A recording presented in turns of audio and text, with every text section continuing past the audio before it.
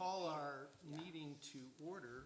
Before we get to the superintendent's report, I need to let everyone know that Keevan and I received an email at 1 o'clock today from Rick Burmeister resigning his position as a board member. Rick is moving out of state with his family. Rick has been on the board a little more than a year and a half, and he was on the cell phone committee and also our bond steering committee. So he did have an impact while he was here. That leaves us with a couple things. So that position, the board will need to fill that position, but we will only be filling that position until the year end. So we will go through the process of in fact, it'll be on the website tonight for an application. Having gone through this relatively recently, we did learn a few things from the process, and the application is longer than what we did last time. We used questions that we gleaned from MASB. Actually, it was Rick's suggestion that we do that. And so that application is significantly longer and requires more effort for people. The second thing we learned was that we need to make sure we have time on the back end in case we want to have further meetings or decide that we need to do interviews or that sort of things. So our application deadline will be on midnight the 20th.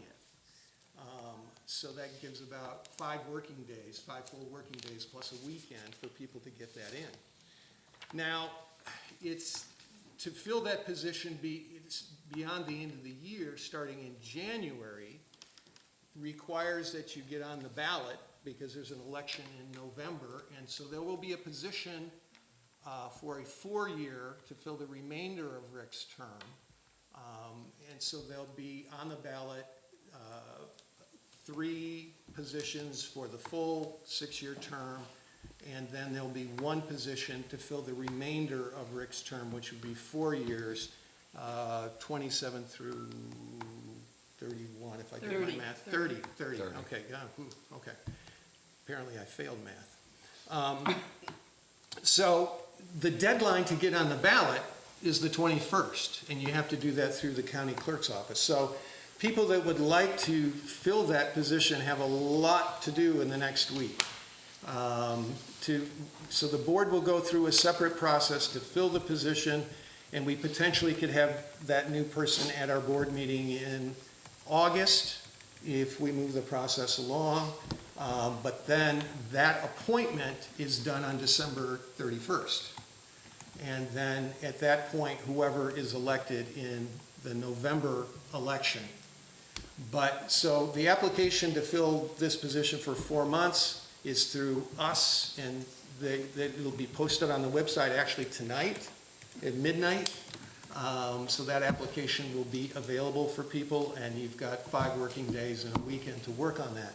Then you have to deal with the county clerk's office to get on the ballot in November. So there's 2 completely separate processes here that people will need to be aware of, and that's why Mr. Burmeister is not here, because he resigned immediately. So we're down to 6 for right now. So in our policy committee, after we went through our last opening when Dan Grabowski resigned and then position was filled, we elected Lucas to join us. We talked about the process. There's no prescribed process by the state. And we thought that the situations can vary so much, we didn't want to put anything set in stone, but we did learn some lessons and made sure that we had a better application, which we have, and we've talked about, and that is what will be posted. I think before there were maybe 5 or 6 questions, now there are 15. Oh, wow. And it's to make sure that we get a handle on what people know about the district, what they know about education, and what sort of involvement they've had in the community and on other boards, that sort of thing. So I think it will give us a lot more information. And then, like I said, the second piece of that was we wanted to make sure we had enough room on the back end.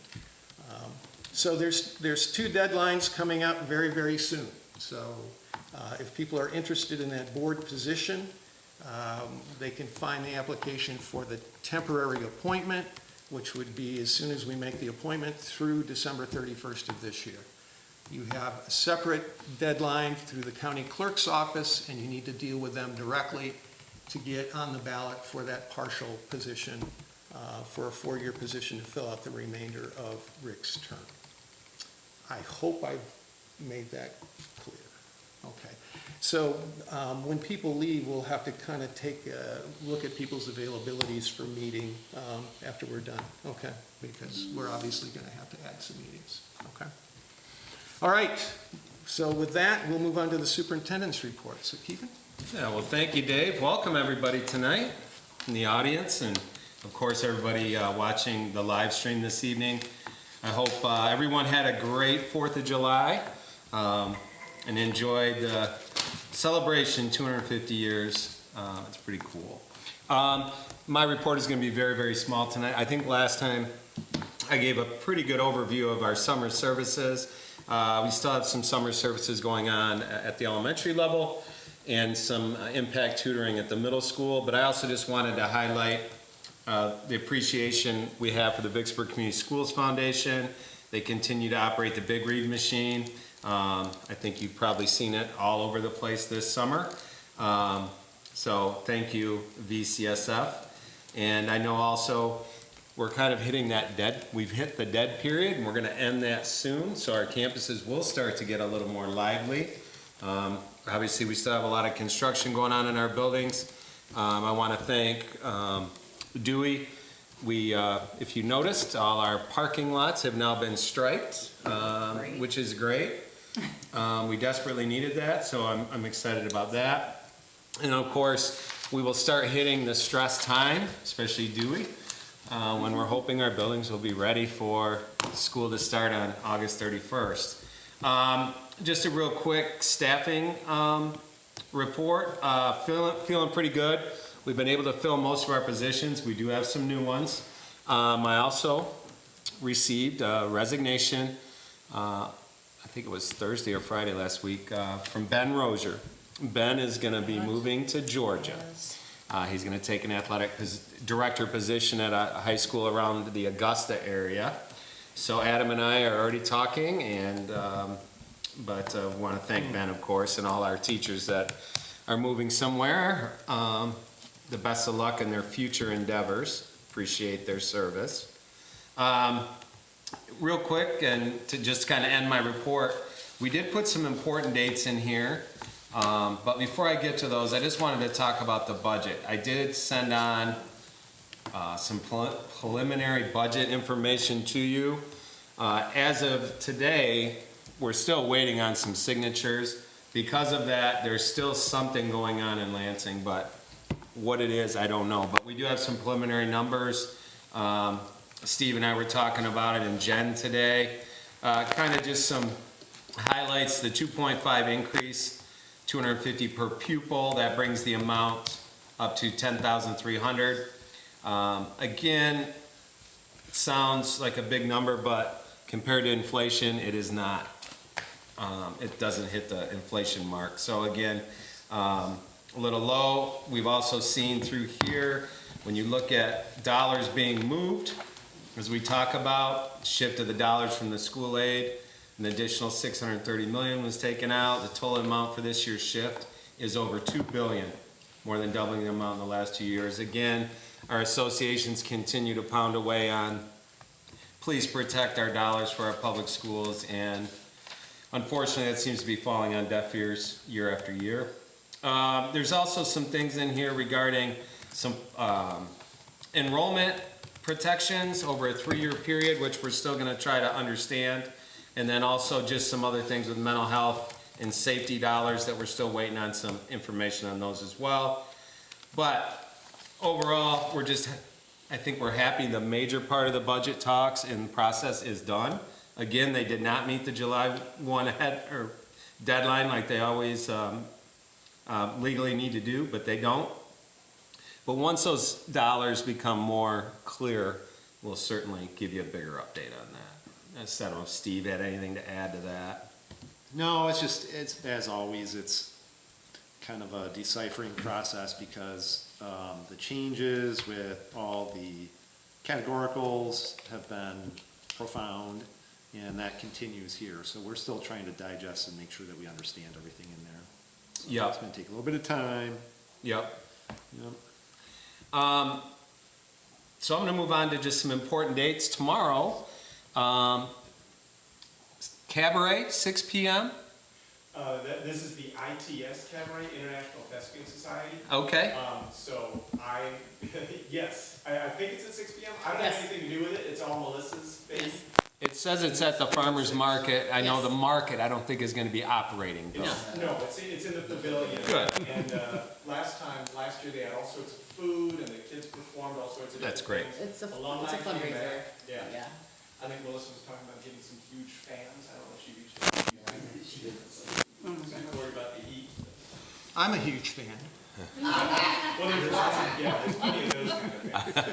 I don't know if fans are going to work too We didn't well. know we had I just comedians. feel like a convection oven up there tomorrow. Well, that was but- a dad joke. But if you have time to stop by and see our talented students tomorrow evening, please do so, 6 o'clock. And then just to highlight August 20th, I know that's a little ways away, but our bus safety carnival, we have the bus out here, we're starting to advertise for that. That's always a great event. And then we're getting close to the start of school. I don't want to rush that because I know everybody still has summer to enjoy, but the community tailgate will take place on Thursday, September 3rd this year. So just something to keep in mind for your calendar. And then we'll have plenty more cool dates coming up once the open houses are released and all that. At the August meeting, we'll have everything all squared away with those for you. And with that, that's my report. Great, we'll move on to reports and public inquiry, and we have the VEA update is a regular agenda item now, and Dusty, if you have anything you would like to. I have nothing to add, but thank you as always for making us a regular thing on the agenda. You're very welcome. And we'll move on to our budget report, budget and finance report. Steve? Okay, just a couple quick things here. I'll go through the monthly budget progress report. And this is as of the end of June or the end of our fiscal year.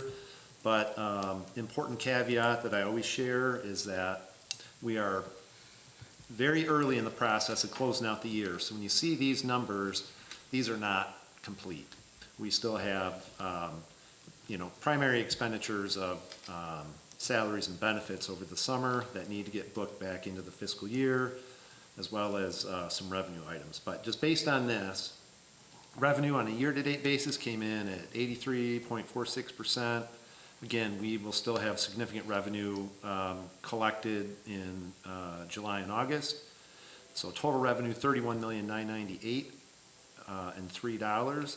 On our expenditure side, total expenditures year-to-date, $35,228,398, which is just under 90% of the total.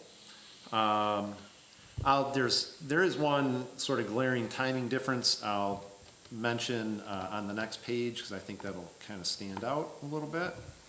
On that, just looking at object codes, you can see that salaries and benefits year-to-date appear at just under 88.5% or $28.955 million. And at that time last year, we were at 91%. Well, it's just a timing difference. Last year when, at that time it was Christina, was aggressively working to close things out. And so by the time I was able to run the report for June, she had actually posted one of the July payrolls, which is appropriate because it all gets booked back into that fiscal year anyway. But that is, there's a difference there. When you look at benefits, the benefits are a little bit ahead, but not in terms of dollars, but not terribly. A large portion of the benefits are posted once a month, so think like health insurance and that type of thing. So that didn't, the July health insurance thing didn't get posted, but one of the July payrolls last year, which would have FICA and retirement and that type of thing, did get posted and was reflected in that June 30th number. So based on that, I still feel like we're tracking the way we'd expect. It's going to be a busy summer as we close things out and prepare for the audit. But you can see that year-to-date, we stand at $35,228,398. Any questions or comments on that? Steve, as you look at information coming out of Lansing, I mean, there's the per pupil allowance, which is pretty straightforward. Yep. But then you've got a zillion different categoricals, Yep. and they all have potential dollar amounts that might benefit us, but an administrative burden with Yeah, them that's- as well. You know, I would say the more into the weeds the legislature gets, then the more into the weeds everybody has to get. When, you know, they divvy things up into a dozen different categoricals, they generally have different reporting procedures, different reporting requirements, different, you know, sometimes those requirements are vastly different. This year, you know, they're taking a number of categoricals and then rolling them into a weighted formula. And, you know, we can look at summary documents by the House and Senate fiscal agencies, and they, you know, show a district-by-district impact, but it's really, it's almost impossible to rely on those documents because they don't take into account every different categorical. So this year in particular, it's going to be, I think, a little bit more challenging to see how all of that plays out. So, you know, I'd like to think that, you know, we would move towards, you know, that the framework that the states is moving towards would provide more flexibility for the district and less sort of compliance, busy work, but, you know, that certainly has not been the trend lately, so we'll just have to see on that. Okay, thank you. Yep. Any other questions on that? All right, if not, then I'll take a quick look at the schedule of investments, and there's the one big development I'll mention here is that we issued and closed on the 2026 bonds on June 29th, so you'll see in that schedule that there is 2026 Building and Site Fund listed now with just over $21 million of proceeds. And everything else you can see there, interest rates continue to be pretty stable, depending on investment, anywhere from about 3.5% to 3 2/3% on an annual basis. And you can see interest income for the month of June. The one thing I'll point out is that when you look at the amount of investment income for the 26 Building and Site Fund, it's only $4,067, but that's 2 days. You know, the funds were received on June 29th, the month ended on the 30th, so that is essentially 2 days of interest in the cash management fund at around 3.5%. So that will, you know, a lot of that money won't be spent in the first year, so we'll try to invest it to maximize as much return as we can. By doing that, we can stretch our dollars hopefully as far as we can and accomplish as much work as we can get done. So is that every 2 years we sell? That has been, I mean, that isn't locked in stone, but that has been our interval since 2014. It seems to work pretty well, and I think, you know, we would anticipate continuing that at this time. Yep. So would anticipate another bond issue in 28 and then again in 30. All right. Questions or comments? I appreciate you doing that. Anything we can do to try to mitigate the effects of, the inflationary effects on construction costs, you know, that. Yeah, it's, well, inflation on everything. It's a Right. challenge, you know. Right. Any other questions for Steve before we move on? Okay. Thank you. We don't have any audience members to address the board, so we'll move on to board action required. We need approval of the following board minutes. We have 4A1, a regular meeting from June 8, 2026. Moved by Lucas, supported by Tina. All in favor? Aye. Opposed? And we have 4A2, the special session, which is a superintendent evaluation on 6/15/26. So moved. Moved Support. by Lisa, supported by Ron. All in favor? Aye. Opposed? 4B, approval to authorize and direct the board secretary to post the regular meeting schedule of the Board of Education at the Administration Building and complete the affidavit of posting. So moved. Moved by Tina. Support. Support by Lisa. All in favor? Aye. Opposed? These are things that we have to do on an annual basis. Item 4C is approval to extend the following contract as per contractual agreement to Kevin. We did do the superintendent evaluation June 15, and 3 hours of give and take. It was a good session. Kevin's final rating was 2.98 out of a possible 3. And our practice has been, when we've had an experienced board member or experienced superintendent evaluated well, that they are on a rolling 3-year contract, and that's what this is attempting to do. So I need a So I move that we, extend. we extend the contract. Okay, moved by Tina, Support. support by Stephanie. And we need a roll call vote. Stephanie, Yes. Lucas, Yes. Lisa, Yes. Tina, Yes. Ron, Yes. and yes. We have item 4D, approval of designated cash and investment depositories, and with the board's permission, we'll take D1 through D4. This, again, is an annual thing. There are no changes here that I'm aware of, that this is what we've done. Okay, no changes. Lucas, Support. Tina supports. All in favor? Aye. Opposed? Okay, approval to designate authorized signatures for checking and savings. Item 4E1, and with the board's permission, we'll do A through D. Again, this is an annual thing and there are no changes.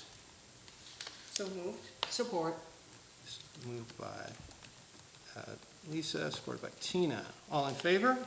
Aye. Opposed? Item 4E2, payroll, stating one signature. We have,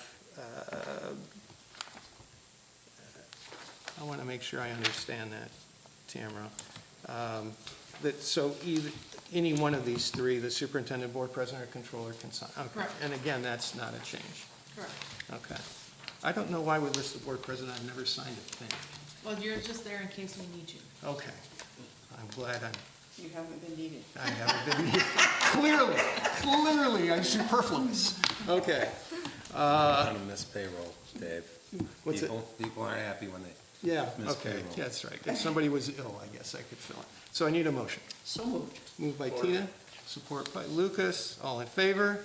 Aye. Opposed? We'll move on to 4E3.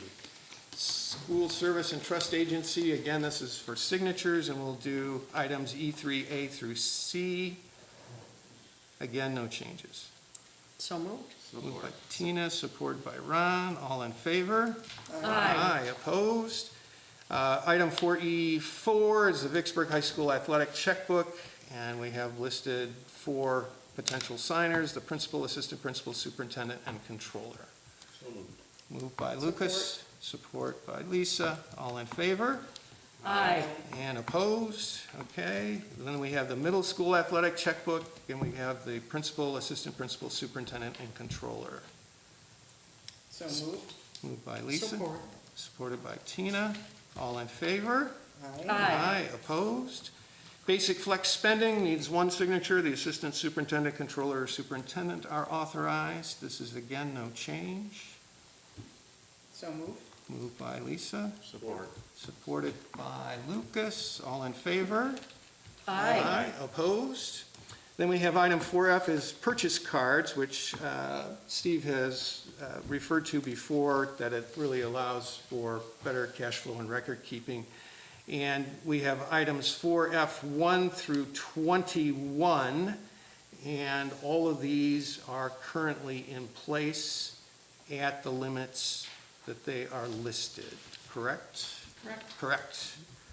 So Move approval. moved by Tina, Support. supported by Ron. All in favor? Aye. Opposed? Approval of the following retainer service providers for 2026, 2027 school year. Item 4G1 is an auditor, Plant Moran, who has been our auditor. Actually, there's a misprint, it's Plant Moran. Plant. Oh, yes. And Fix it. We'll fix that. It'll add the T in Yep. Plant Moran.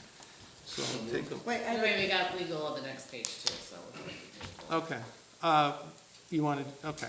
We'll- I just know if you were gonna do them together and do them separate. I was going to do them separate. Okay, then I will be quiet. Dave, before we Yeah. approve that, what is the amount? Do we have an amount for these retainers? Based on the services, I mean, they're really billed based on the effort that they do. This action item just establishes that the board does have a relationship for those services. Okay, gotcha, okay. All right, so we Thank you. need a motion. Motion. Support. Lucas, and supported by Tina. I'm so supportive tonight. Yes, you are very supportive. All in favor? Aye. Opposed? Item 4G2, legal, this would be retainer. We've had the Troon, I don't know how to say it correctly, law firm for quite some time. So moved. Moved by Support. Tina, support by Stephanie. All in favor? Aye. Opposed? Okay. Then we have item 4H, the second reading of policy 8120.09. This is related to volunteers, and it retains the background check. The only thing added was there's potential training that's required for dealing with cardiac arrest or mental health emergencies for certain positions. And this is a second reading. So moved. Moved by Lisa. Support. Support by Tina. And this is a roll call vote. Stephanie? Yes. Lucas? Yes. Lisa? Yes. Tina? Yes. Ron? Yes. And yes for me. And I believe that concludes our meeting. Am I correct? You're correct. I am correct. We stand adjourned. Record. Well, it wasn't 28.